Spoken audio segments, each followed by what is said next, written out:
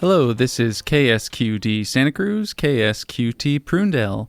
Welcome to Talk of the Bay. I'm your host, PK Haddis. I'm joined today by Cynthia Ranii, a Santa Cruz resident and elite table tennis player who is competing for a slot in the 2028 Los Angeles Paralympic Games. Ranii became paralyzed from the chest down in 2005 at age 58 after sudden onset of a rare neuro-immunologic disorder known as transverse myelitis. Ranii was at the peak of her career as a school district superintendent. She had a loving family that was expanding, and she was athletic, active, and healthy. Everything changed almost overnight. Ranii was suddenly thrust into a new reality where almost nothing was comfortable or familiar, and it was then that she turned to one of her life's constants, athletics. After pursuing wheelchair tennis for a while, Ranii found that she had a knack for table tennis, and she began competing at the highest levels against both seated and able-bodied opponents. Now, at 78, she's ready for a new challenge and is focusing all her efforts on medaling at the Paralympics. Should she succeed in doing so, she would likely be the oldest individual to ever compete, let alone medal, at the Paralympic or Olympic Games. To tell us all about her journey, which is only just beginning, we're very lucky to have Ranii join our show today. Cindy, thanks so much for being here. You're welcome, PK. Good evening. Good evening. By the way, is it all right if I call you Cindy? I know that's the name most folks that know you use. Of course, Cindy's what everybody calls me. Thank you. Excellent.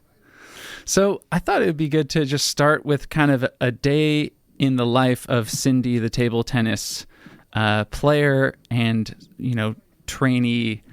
Just tell us, if you will, a day in the life, for you right now in terms of how you're kind of preparing on your quest for the Paralympics. Yeah, the training sort of goes in cycles in terms of how close a tournament is on the calendar. And for instance, I just got back from Brazil where I competed in 2 tournaments. And for the 4 weeks or so before that, a typical day would include doing some personal training here at home, including exercise bike, bands, light weights, and lots of stretching, a little bit of boxing. And then it would include some training with the robot that I have up in the garage, and it throws balls at me at different random patterns, or working on a specific drill that will go slow, fast, left spin, right spin, top spin, underspin, and then I practice some serves for about 40 minutes. And then hopefully after individual practice, then I'd play either at Portuguese Hall or the Santa Cruz Senior Center down at London Nelson Community Center, and play some practice matches, both singles and doubles. And throughout the day, obviously trying to follow good rules of nutrition and healthy living so that I'm in the best shape possible to try to compete effectively. It's a fun pursuit. All of those things I've mentioned bring me great joy, great comfort knowing that I'm doing the best I can to give myself the best chances. Right. You can only imagine that for somebody to commit to something in athletics the way that you are now, you have to find the moments of joy as often as possible amongst all the hard work.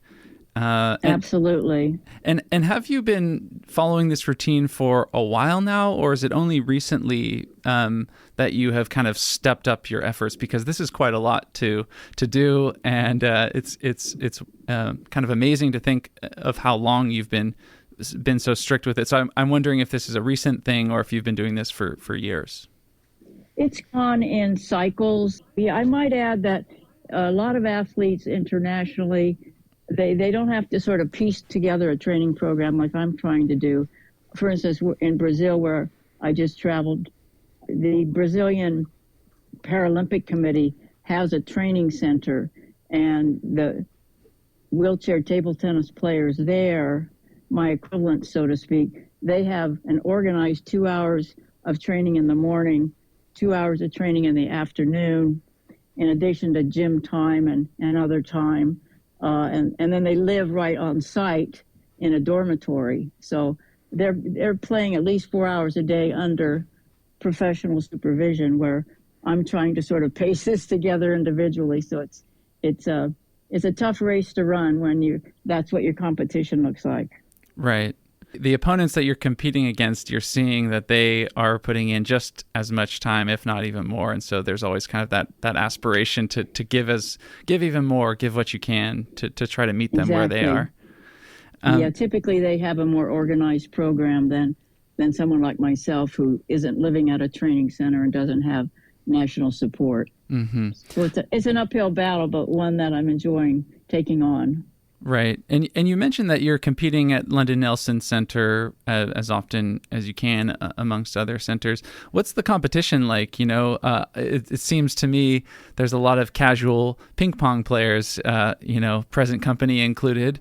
But at the elite level that you're playing at, it must be hard to come by folks. I imagine that can really give you a game. Could you tell us about what the competition is like and where you go to kind of get your reps in? Sure. The Bay Area here in California has some of the best centers in the world, really, in terms of players who play at a very elite level.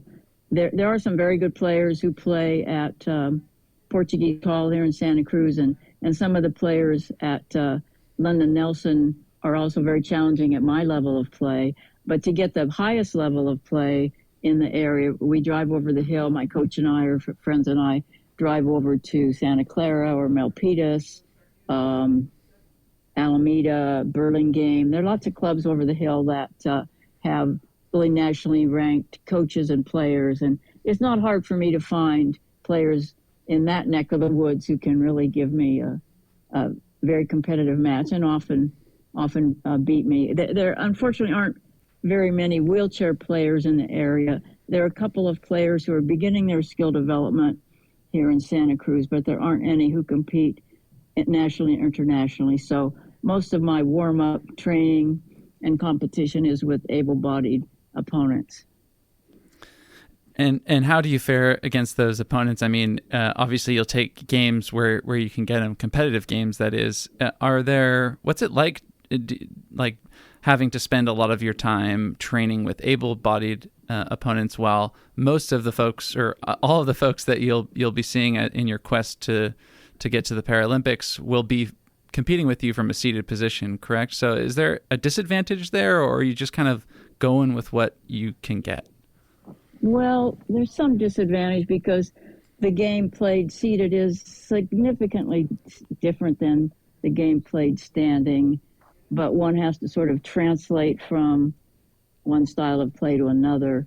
There are players of all levels standing category in this area, and it's like any sport. There's always somebody better than you, and in my case, as a seated player and at my age, there are lots and lots of players around who can beat me and can beat me rather easily, but that doesn't mean they don't create a wonderful training opportunity for me, because I think you always play better by playing up and finding people whose skill level pushes you to find ways to stay in the match and hopefully get better. Even if you're losing, there's always something to learn. So there's lots of competition, and there's not a great disadvantage to playing against standing players. I think it translates pretty well. There are just certain things that the wheelchair game demands that are hard to practice against a standing player. Unfortunately, I have some friends and fellow players who will sit either in a chair or alone in a wheelchair, and they play seated, and then I can practice the short serves. They can short serve me. They can angle off the table. I can try to angle off the table and simulate a real wheelchair match. So we make do. Mm-hmm. What would you say, as I mentioned, well, actually, let's talk about kind of the differences between, as I mentioned a bit earlier, like sort of casual table tennis versus the level that you're playing at. And this is something you, I'm sure, remember quite well, because you've been playing tennis, table tennis. I'm sure you played it when you were much younger, but you've really only been playing it competitively for several years now, correct? Right. And the ping pong that we all play is is fun and very accessible. Basically, anybody can pick up a racket and a ball and rally and have some fun with ping pong. Once you get into the more competitive sport side of it, then what comes into play is really speed and spin. And I found when I started playing competitive table tennis how surprised I was at how complex a sport it really was. I was assuming falsely that I would get quite competitive at ping pong table tennis pretty much right away, because I had played for many years as a standing person for fun and had entered one tournament way back when I was in 8th grade and did well at that. I thought, well, I know how to play tennis. I know how to play table tennis. But what really surprised me was the intricacies of the sport. There's so many spins, so much speed, balls coming at you 70 miles an hour. There's a lot of court to cover, as small as the table is. And it continues to mystify me some of the aspects of the game. So it's quite an intricate sport, which makes it ever challenging. If you're just joining us, this is KSQD Santa Cruz, KSQT Prunedale. You are listening to Talk of the Bay on 89.5, 89.7, 90.7 FM. I'm your host, PK Haddis, and I'm joined today by Cynthia or Cindy Ranii, a Santa Cruz resident that is on a quest to compete in the 2028 Paralympic Games in the sport of table tennis. Cindy, I know it's, from what I understand, it's quite complicated, of course challenging, but also quite complicated to actually qualify for the Paralympics, which is what you're in the midst of trying to do. Could you explain for us what that process actually looks like? Sure. It's quite a road. The world of international wheelchair table tennis is divided into different classes based on your level of disability. For instance, I have paraplegia, so I'm paralyzed from the waist down and have no use of my legs at all. So I'm categorized as a class 3. And then there are other classes, including class 1, which is basically quadriplegics, and then class 2 somewhere between 1 and 3, obviously, and then a class 4 and 5 for people who are slightly less disabled than myself. So within each class and each gender, you have about 16 players who will qualify for the Paralympics. So the Paralympic and Olympic and Paralympic Committee will choose about 16 women who are class 3 to participate in LA 28, which generally speaking means you have to be ranked internationally in roughly the top 16. And the ranking is based on your participation in tournaments and then the results that you get in those tournaments. So it's 2025 now, of course, so I have at least 2 full years to get up that ranking list so that I'd have a good chance of being chosen. Another route would be doubles. There's also women's doubles and there's mixed doubles, and I'm exploring options for those lanes to try to find some lane to get me to LA 28. And at the moment, I'm participating in as many of the internationally sanctioned tournaments as I can, because otherwise you can't get ranking points. You can't qualify by just going to what would you call it, a qualifying tournament or trials. That doesn't work that way in table tennis. You have to earn these points by going to the international tournaments. Mm-hmm. And I think that's a really important point, actually, for us to hold on for a second, because it is it's hard to qualify just based off of the skill and physicality of the sport itself. We've talked about the training that you are going through, but there's also the sort of challenge and physical aspects as well of just the travel alone, which I imagine is exhausting. There's not. I actually don't know how many of those international tournaments are actually hosted here in the States, but I know there's many that are abroad that you're having to go to. Am I understanding that right? That travel is a really big component of this and a challenge that has to be overcome in and of itself. You're absolutely right. Yes.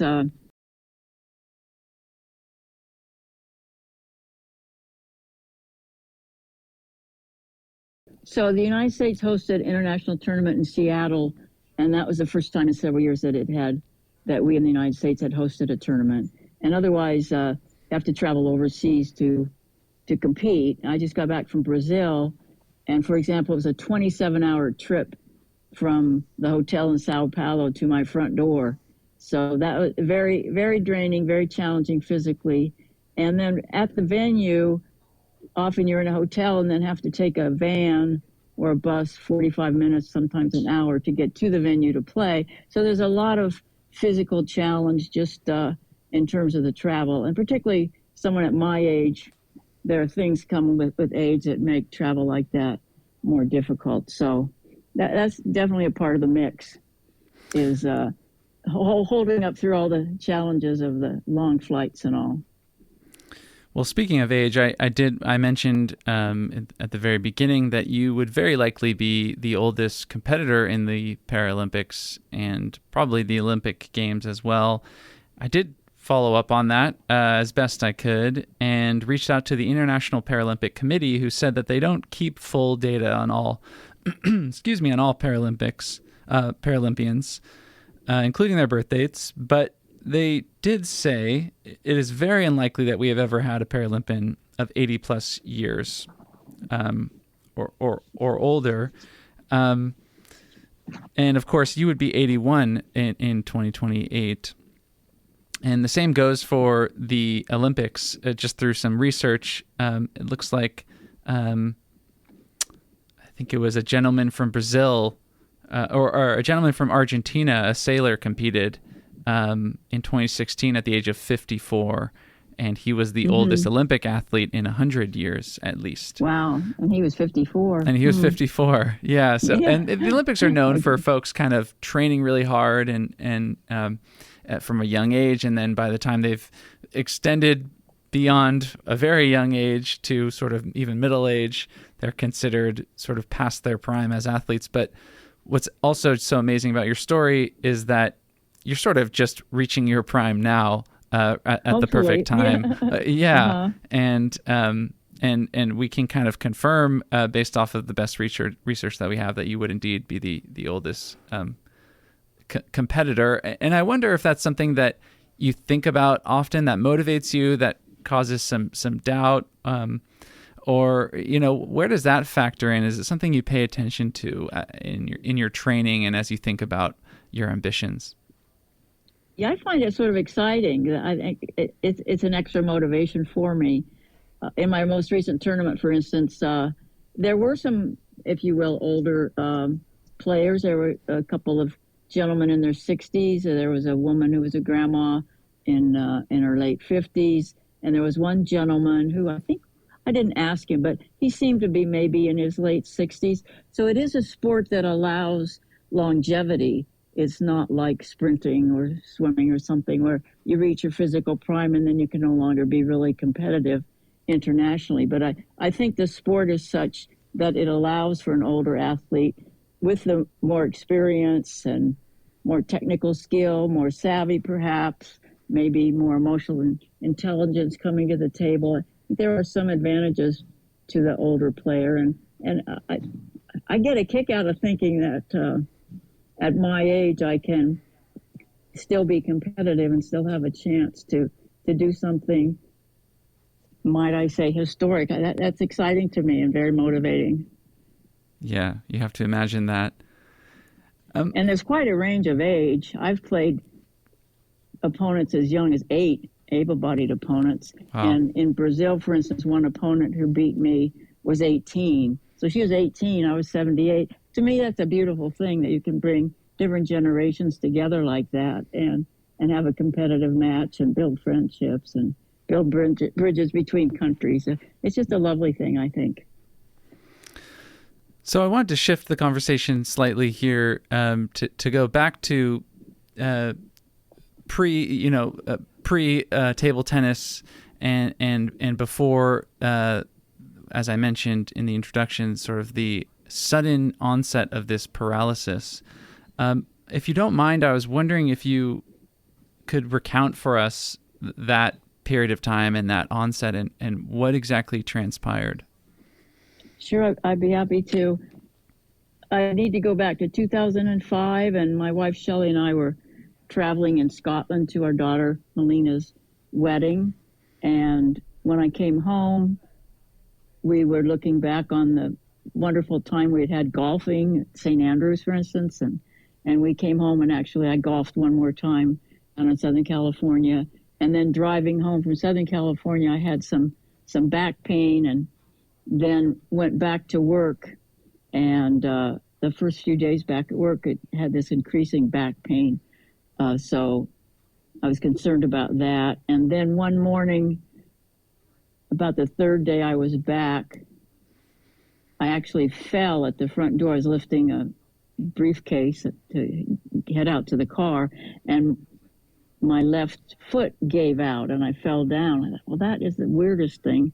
I've never just fallen, but I didn't know where it was coming from or where it was leading. I went to work, had more back pain, then went to the doctor, and she was concerned but didn't know what was going on, and sent me to the pharmacy to get some steroid and some pain reliever. And she said, if you have any additional issues, get yourself to the ER right away. If you, for instance, pardon the expression, you lose control of bowel or bladder, get to the ER.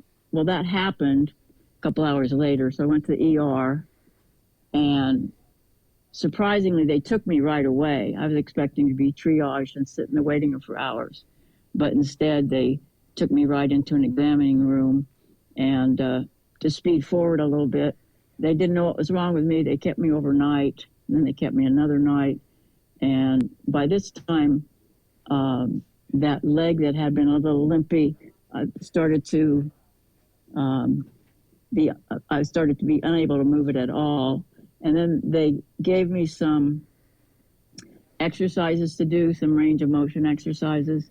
And so in the middle of the night, I woke and I was doing these exercises, and I realized I can't move my legs. I can't feel my legs. And sort of cursed out loud, thought, oh my God, what is going on here? And then we called in the neurologist that morning, and again, he shook his head. He didn't know what was going on. And hours later, basically, I was paralyzed from the chest down. So from that last time I golfed down in Southern California to being paralyzed from the chest down, it was about 4 days. And, still at that point, no diagnosis. And then they sent me to Stanford for further testing, and I was in a lot of pain, a lot of spinal shock. And again, there's really nothing they could do for me other than to quiet down the pain.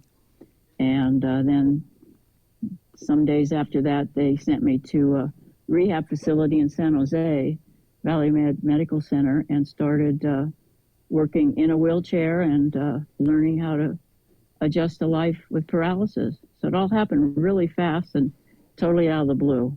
No injury, no accident, just a damaging of the spinal cord protective sheath, the myelin sheath, is what happened. And why it happened, how it happened, we'll never know. Again, the illness is called transverse myelitis, correct? Correct. Yeah, inflammation of the spinal cord, in my case, in the thoracic level of the spine, that middle level of the spine, from T3 to T10 to be technical.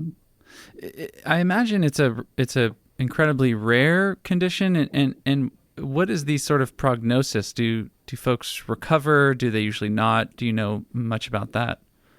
The research that I've read says that about a third of the people who get transverse myelitis recover some movement or sensation. About a third of them recover relatively fully, and then about a third of them are like myself. There's no progress, but also no backstepping. So I was in that third that didn't get better. Mm-hmm. And as you mentioned, the whole situation unfolded over about 4 days. Right. One day you were playing golf in Scotland with your family, and 4 days later you were paralyzed from the chest down. And that is just a shocking thing to imagine going through, let alone actually going through it. It seems almost indescribable. But I wonder how, when you reflect on that period, now, are there things that stand out to you that helped you actually get through it, or was it just pure shock in that first initial period, or were there certain things that actually helped in that moment?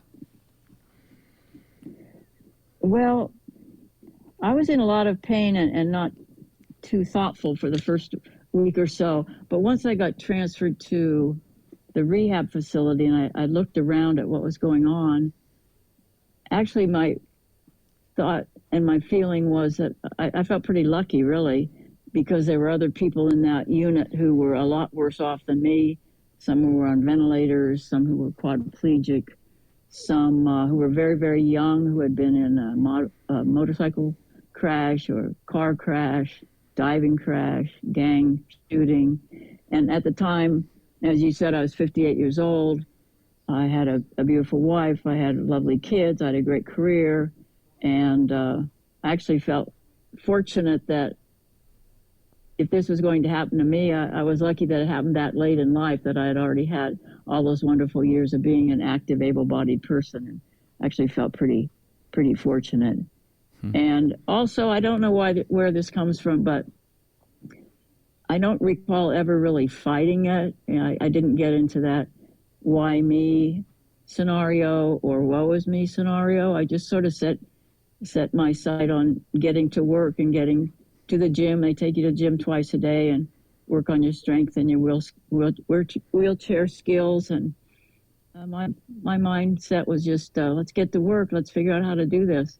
This is how it's going to be. Let's do it. This is Talk of the Bay, and I'm your host, PK Haddis. I'm joined this hour by Cynthia Ranii, a Santa Cruz resident and elite table tennis player who is competing for a slot in the 2028 Los Angeles Paralympic Games. We spent the first half of the show talking about some of Cindy's training and some of the basics around table tennis, and we closed the first half with her recounting these just a few days of the onset of the illness that led to her paralysis at the age of 58. Cindy, I wanted to sort of continue in that line, but also in kind of going to the aftermath of that onset period. You mentioned it took, it was just about 4 days. And then you entered sort of a rehabilitation period. Did you go back to, you were, I think, my introduction mentioned that you were a superintendent of a school district, a really important, stressful job. Did you return to work for a while, or did you start shifting your focus to other things? What did the first, I guess, few months look like? I was eager to get back to my full life. So it took me about 6 months to get back to work. There was a lot of personal care things to learn and to get settled down so that my body and I were able to get up in the morning and put in a full energetic day. That took, like I say, 6 months. And then I went back to work as a superintendent in Los Gatos, Saratoga High School District. And I wasn't able to do the full job the way I had done it before, as hard as I tried. It's sort of a 12-hour day kind of job, and I really didn't have the energy to continue at that pace and the evening meetings and all of the demands of that job. I think I did a good job when I went back. I stayed for another year fully as the superintendent, but then in discussions with the board, I shared with them that let's look at some kind of transition plan to move somebody else into this position. And I really can't give it the 100% that I had done before. And when I say that, it means that I could have done it, but I wouldn't have had any energy left for anything else. And there were a lot of other things going on in my life, including family and being with grandchildren and things that were very important to me. So the board and I agreed that we would have a 1-year transition, and they hired a new superintendent, and I stayed on for a year to help him transition, and then retired a year after that. So I went back for approximately a year and a half, and then retired at age 60. Mm-hmm. And at what point did your attention turned to athletics, and was it sort of an obvious choice for you, or is it something that kind of just unfolded by happenstance? Like, how did that process unfold? I'd say it was pretty natural and obvious. I had always been active in athletics. I grew up with 5 siblings, very competitive, 3 older brothers and 2 younger sisters, and we played all the sports at home, including tennis and table tennis. And I played competitive tennis from the time I was 8 years old and up till the time I became paralyzed. And a dear friend of mine mentioned that she knew someone who played wheelchair tennis, and woman who's now a friend, Sharon, she actually came over to my office. So it was about 6 months after I'd been paralyzed. And she introduced me to the world of wheelchair tennis. And then I got a wheelchair tennis chair and drove over the hill at least once a week to play in San Jose, and then got into a little tournament circuit playing wheelchair tennis, and traveled across the country with that, and got about the top 10 in wheelchair tennis, but then realized that I really didn't have the strength to compete with everyone in that sport, and that's when I started looking around for another sport. But athletics have always been a big part of my life, and I just assumed I would continue with that, and was aware that there were a lot of wheelchair sports out there, and just continued the quest to see, what else might I be able to do? And that's when I found table tennis. Was table tennis an immediate fit, or did it take a lot of adjusting for you? Well, the very first time I played was probably even before I went back to work. I was at a family gathering, and the family had a ping pong table in the backyard, and I pulled up to the table and hit a few. But I was so new into my injury, it didn't feel very satisfying, and so I was a little discouraged by that. But a couple of years later, after I was looking for a new sport, I went to a sports play day, so to speak, at a rehab hospital down south, and they had lots of sports set up: wheelchair rugby, wheelchair basketball, fencing, soccer, lots of things, ping pong. And then I was much stronger, much more coordinated in my chair, and I came to the table and hit with some real wheelchair tennis players, some very good players at the time. And from that moment, I thought, I think I can do this. This feels natural, this feels good, and it feels fun. I feel strong, I feel agile, I feel coordinated, I feel satisfied, and that's when I started exploring how to get involved with wheelchair table tennis. And that's when I met who became a very dear friend of mine, Sebastian DiFrancesco, who lives here in Santa Cruz.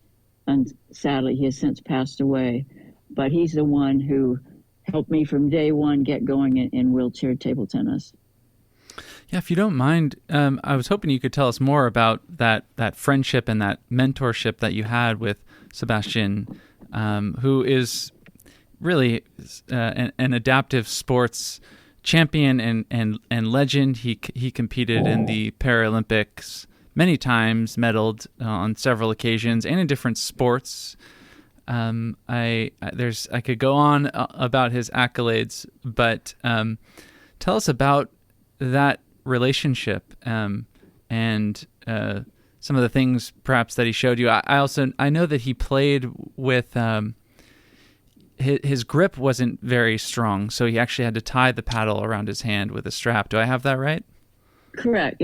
He was a quadriplegic, so he had to strap the racket to his hand, which most of the quad players do, the class 1 and the class 2 players. Mm-hmm. But he was a brilliant table tennis player, and as you say, he had excelled at other sports too. He was a great wheelchair rugby player. He had been quite a wonderful soccer player before he was injured. And the wonderful thing about Sebastian, I'll tell you a little anecdote. I had gone to play table tennis down at Portuguese Hall, and when people saw me wheel in, they said, "Oh, you must know Sebastian." I'd never heard of Sebastian. I said, "No, I don't know him." And people just assumed we knew each other because we were both in chairs, which is sort of a giggle, but that's how it goes. And So after 3 or 4 people had mentioned Sebastian, I thought, well, I need to call this guy. Got his phone number, called him and said I was interested in becoming active in table tennis. He said, what are you doing right now? I said, nothing, just chatting with you. He said, I'll be up there in 5 minutes. He only lived 5 minutes away. So he got in his van and came up and had a bunch of practice balls and had a ball picker upper that we could use, and dozens of balls. And at that time we had an outdoor table, and we got right at the table, and he started doing drills with me. So it was like, from the very first time I met him, it was, let's go, let's train, let's compete, we can do this. And I played with him a little bit that afternoon. He said, you could be good at that, let's do it. And we used to drive over the hill to train at different clubs, and we went to tournaments together and traveled internationally together. So it's been a terrible loss to not have him here with me competing. But he was a great role model on what it took. And he wouldn't just say, let's play, he'd say, let's train. And when we were getting close to tournaments, well, we need to train twice a day. That's what all the international athletes do. So he showed me the way. He showed me how to do it. Mm. And then I met Jennifer Johnson. She lives in New York, and she also had been a multiple gold medalist in Paralympic table tennis. And she also helped me out a lot. So I had some wonderful role models. And it's a wonderful thing in the world of para-athletics that we're always looking to bring somebody else along. And if somebody needs a lift or needs some training partner, we're right there for each other. And that's a beautiful part of this endeavor. We don't see each other as adversaries, but definitely as part of the same team. Sebastian's been a great influence on my life. Mm-hmm. And clearly he saw something in you that he knew could help you really excel at the sport. And I wonder if there are any lessons you've learned on your own or through those relationships with Sebastian and other mentors that, as you reflect on it now, that have really helped you learn the sport at such a high level, which is just learning a skill at any point is challenging, but it's usually easier if you start really young when you're a kid and you kind of just, it's play and then it becomes more and more serious. But learning something at an older age and really becoming great at it is just kind of a different beast. And I wonder if there are anything that stands out to you about your mentality to training or your approach to sports that have been really helpful in helping you master something like this. That's a great question. One thing that comes to mind is that Sebastian and then Jennifer also pointed out to me and exhibited themselves was that, particularly as a person in adaptive sports, to remind yourself that you know your own body better than anyone else. You know your own equipment, your chair, your paddle. You know that better than anybody else. And to sort of trust your own voice, to trust your own instinct. Because as an adaptive athlete, you really have to take very careful care of your body. And you can't train like an able-bodied athlete typically. And at my age, I can't train like I could have trained when I was 58. I have to take care of my rest. I have to take care of my skin. I have to take care of my emotions and have to keep my life pursuits in balance. And I think that was one big lesson, is to trust your own voice. And that also and I saw this in the tournament I just went to also, that there's not one way to play this game. And given the specificity of your disability and then the specifics of who you are, you sort of put it together and create your own style, create your own game, because nobody's disability is exactly like the next person's. And you have to be very creative in figuring out what can my body do, what can't it do, and not just rely on how to put it, echoing or shadowing somebody else's style, but creating your own style that works for you and your disability. You've got to be creative and tenacious. Mm-hmm. I also wonder if, I'm sure you mentioned that you play against a lot of able-bodied players who I have to imagine, whether they win or lose, there's a measure of awe and inspiration they get from playing against you. And also this quest that you're on now for the Paralympics will no doubt generate some attention, and folks will be reaching out to you and wanting to hear more about your story. I wonder if you see yourself as somebody that is trying to inspire folks, whether they be able-bodied or have a disability, or if it's just a single-minded kind of focus on the goal that is important to you at this point. How conscious are you of that other aspect? Well, it sort of surprises me, but I'm gratified by it. If I can be uplifting to somebody, or be a mentor to somebody, or be a positive example to somebody else, I think that's great. That's not what got me going on this quest. I'm not quite sure what did, but it just seemed like a natural extension of who I am, and the kind of goal setting and challenge that I like to set for myself. But it does mean a lot to me that other people reach out to me and say that I've been a good role model for them. And probably more than anybody, I'm very gratified that my grandchildren look up to me and see someone who is reaching for her goals, who tries really hard, who competes with everything she's got, and at the same time who's a good sport, who can lose with grace and who can win with grace. And that makes me feel really good that I can, in a sense, leave a legacy for my grandchildren and my children, that this is one way to pursue life, to do it with integrity, to do it with great effort, with great focus, and then be gracious in whatever comes from that pursuit. I don't say that I am in this quest to inspire people, but if that's a byproduct, I think that's a lovely, lovely part of the program. So part of that quest is an incredibly busy schedule, as we have discussed. But I know you're fresh off of several tournaments, actually just this month. Could you walk us through those tournaments and how things fared for you, and what might be ahead? Sure. So I had been off the circuit, so to speak, for a couple of years because I had some setbacks with a big surgery, and then starting to look ahead to, am I just going to be a recreational player? Am I going to just play local tournaments? Am I going to try to make the LA Olympics? I got this idea of, let's test the waters. Let's go for it. Let's see what kind of chance I might have for LA 28. And in playing some local tournaments, I was having better results than I had before, and my rating was going up. So I thought, well, let's give this a go. So I entered my first international tournament in the last several years in August in Spokane. And it was an elite tournament that had the top players in the world. I played, I think, 4 different women, and all of them were in the top 10. And I lost pretty resoundingly. I didn't win any games, as a matter of fact. A match is typically 3 out of 5 games. I didn't win any games.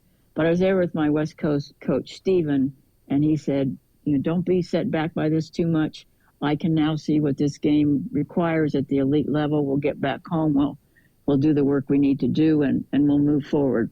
So then I entered 2 tournaments in Brazil, one called the Sao Paulo Elite, and then followed by the Pan American Championships.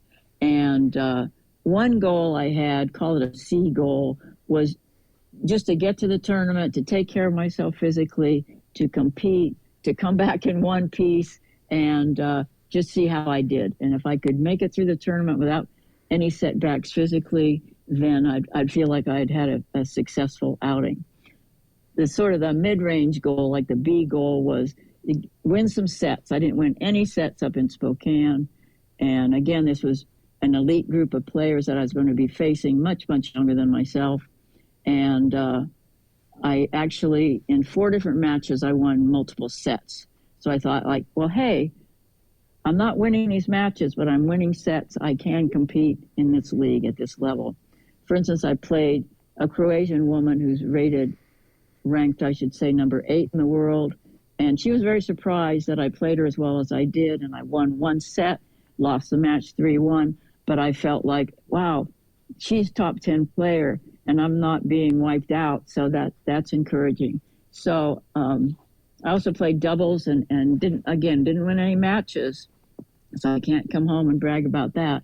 But we did win some, actually just one set, and some very close sets. So it was a step in the right direction. And Coach and I reevaluated, said, hey, this is what went wrong in this match. The short serves got you, the backhand, strong shots to the backhand got you in this other match. So we know what things we need to work on. So I was encouraged. My A goal was to win some matches. It didn't happen, but hopefully in the next tournament it will. And the next tournaments come up in March in terms of the wheelchair circuit, and they're in Europe. So I hope to play some there, maybe in Poland, maybe in Finland, maybe in Czechoslovakia. And then in June, there's some tournaments in Latin America, including Chile and Argentina, and I hope to be able to play in those. So what we learn from each tournament, and if the progress line continues, then we've got time and we've got the skill and we've got the drive, and I think we can be competitive. And I was very competitive with players ranked as high as like 17. Again, in the same league, I could imagine beating them. So it's a long process, but I'm committed to taking the baby steps it needs. And there's a lot in my game that I can improve, which is a good place to be, I think. There's a lot. I can play a lot better, and I plan to do just that. We'll see what happens. Right, and you do have a relatively long runway. Obviously, there's tournaments coming up, but 2028 is more than a couple of years away. So there's opportunity to close the ranking gap, right? Do you know top 16? I think I heard you say is where you need to be, roughly. Roughly. And do you know where you're at right now? Yeah, I'm down in the 40s. Okay. So I've got a long ways to go. Right, but the steady progress is key, is what I'm hearing. It is. Cindy, we just got a couple minutes left here. I want to ask, for those who are listening that might want to pay attention to your journey, are there ways to kind of stay tuned to Paralympic progress and things of that nature? I'm curious how folks can plug in if they're interested to follow along. Sure. The easiest way is if you go online. Basically, it's ITTF, International Table Tennis Federation. If you type in ITTF Para, then it'll take you to the para tournaments. It'll take you to YouTube videos of matches. That's probably the easiest entree. And then I try to give an update in terms of my personal progress via Shared Adventures, sharedadventures.org here in Santa Cruz. They're a sponsoring agency for me. And I try to do an update there every few months that would be posted with Shared Adventures. And if folks want to see you in action, can they just take a trip down to London Nelson Center and, there's a fair chance that they'll see you down there training? How often are you down there playing? Mondays, Wednesdays, and Fridays in different hours. They'd have to check with London Nelson for the specific hours, or then Tuesday, Thursday nights at Portuguese Hall. Alrighty, well, you have been listening to KSQD's Talk of the Bay. We have been speaking for the full hour with Cynthia Ranii, a Santa Cruz resident and elite table tennis player who is competing for a slot in the 2028 Los Angeles Paralympic Games. I believe they're occurring over summertime, in the summer months, August, if I'm not mistaken. We have been talking about Cindy's journey up to this point. And Cindy, I just want to thank you so much for sharing all that you have, and we'll be wishing you the best of luck in the years ahead as you try to break that top 16 and represent Santa Cruz down there on the world stage in Los Angeles. So thanks so much for joining the show. Oh, you're sure welcome. I appreciate you and K-Squid for making the time available. Very, very much appreciated. All right. Once again, you've been listening to Talk of the Bay. We will sign off for the day.